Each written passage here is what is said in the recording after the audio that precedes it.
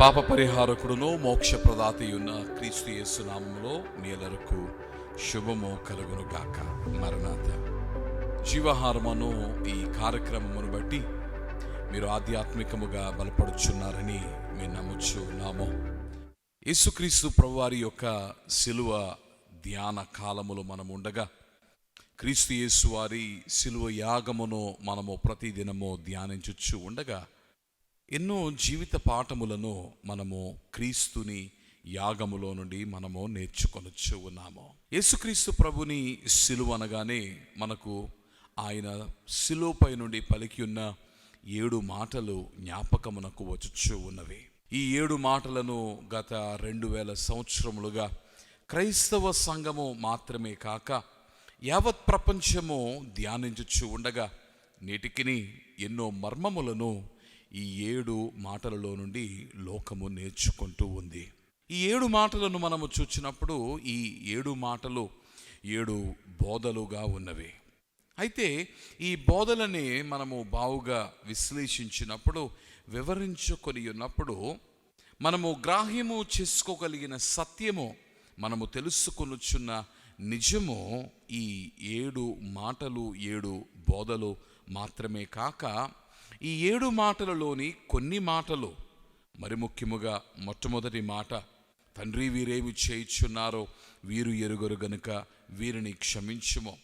ఆ తరువాత తండ్రితో సంభాషించు, నా దేవా నా దేవా నీ వేళన చేయిని విడనాడితివి అని క్రీస్తు యేసు పలికి ఉండగా ఆఖరిలో మరల నీ చేతికి నా ప్రాణమును అప్పగించుచు ఉన్నానని పలికిన ఈ 3 మాటలు ప్రార్థనలుగా ఉన్నవి. ఒక రీతిగా చెప్పవలనంటే ప్రభువు చేసి ఉన్న బోధలే ప్రార్థనలుగా మనకు అగుపించుచు ఉన్నవి. క్రీస్తు యేసు వారి యొక్క శిలువ యాగమును మనము చూచినప్పుడు శిలువపై నుండి తండ్రితో సంభాషించే పనిని క్రీస్తు యేసు మానివేయలేదు. క్రీస్తు యేసు వారి యొక్క సేవ పద్ధతులలో లేక సేవలో క్రీస్తు యేసు కలిగి ఉన్న క్రమశిక్షణలో భాగముగా ప్రార్థన బహు ప్రధానముగా మనము చూడగలుగుచు ఉన్నాం. అందుకని స్వార్థలలో ప్రభువారి యొక్క పనిని మనము చూచినప్పుడు ఉదయమంతయు కూడా ఆయన బోధించుచు ఉండగా రాత్రంతయు ఆయన ప్రార్థించుచు ఉన్నట్టుగా మనము చూడగలుగుచు ఉన్నాము. కాబట్టి ప్రార్థన క్రమశిక్షణను కలిగి ఉన్న కుమారుడైన క్రీస్తు యేసు తండ్రితో సంభాషించే పనిని ఒక ప్రధానమైన పనిగా ఎంచి తన జీవితకాలమంతయు తండ్రితో అనునిత్యము బంధములో నిలిచి విజ్ఞాపనలను విన్నపములను తండ్రి యొద్దకు చేర్చి ఉండగా శిలువపై ఆయన బలియగుచ్చు ఉన్న ఆ గడియలో సైతము ఆ క్రమమును తాను విడిచిపెట్టలేదు. క్రైస్తవ భక్తి జీవితములో దేవుని మనస్సునకు అనువుగా, దేవుని ఇష్టానుసారునిగా, దేవుని యొక్క హృదయమునకు అంగీకారముగా ఒక నరుడు మారి దేవుని వలనైన దీవెనలు, మేలులు, ఆశీర్వాదములు పొందుకొనుటకు వాని జీవితములో ప్రార్థనను క్రమము బహు ప్రధానమైనది. కాబట్టి శిలువ ధ్యానములో ఉన్న మీరు ఎలాగైతే క్రీస్తు యేసు శిలువనెక్కిన గడియలో సైతమో ప్రార్థించుట మానలేదో, మీరును ఇట్టి ప్రార్థన అనుభవమును కలిగి ఉండి తండ్రితో నిత్యము ఏకముగా నిలిచి ఉండండి. అటు దీవెన భాగ్యము దేవుడు మీకు అనుగ్రహింపచేయును గాక.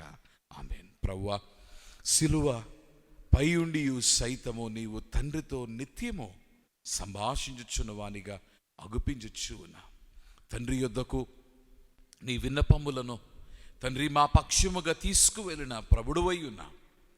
తండ్రి నీవు శిలువపై కనబరిచి ఉన్న ఆ క్రమమునకు అనుగుణమైన పనినే మేము చేయులాగున అనుదినము అనునిత్యము ప్రార్థనను క్రమశిక్షణను మేము కలిగి ఉండి నీతో సంభాషించులాగున తండ్రి మాకు అట్టి మనస్సును అట్టి క్రమమును దయచేయము.